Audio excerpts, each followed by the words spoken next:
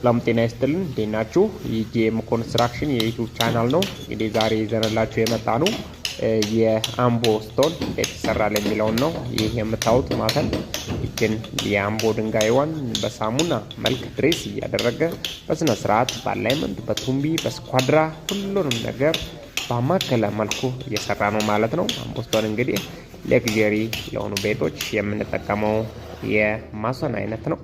እንግዲህ እንደምታዩት በጣም ዌል ድሬስ የሆነ ማሶነሪ ነው። በጣም ቆንጆ ነው።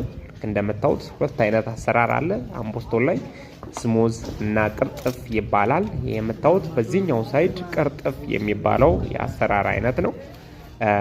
በውስጥ ሳይድ ደግሞ ስሙዝ የሚባለው ነው። አሳያችኋለሁ። እንደምታዩት አምቦ ስቶን በጣም ቆንጆ ነው። በስነ ስርዓት ኳሊቲውን በአሟላ መልኩ መሰራት አለበት። በሊኛ ስኳድራ ቦታውን በደንብ ሌግዠሪ ስለሆነ በደንብ መስራት ይጠበቅብናል ማለት ነው። ሁላችሁም ይህንን የአምቦ ስቶን ማሰራት ከፈለጋችሁ ወይም ደግሞ እናንተ ይህንን ስራ የሚሰራ ሰው ከፈለጋችሁ ኮንታክት አድርጉን። ቴንኪው ቬሪ ማች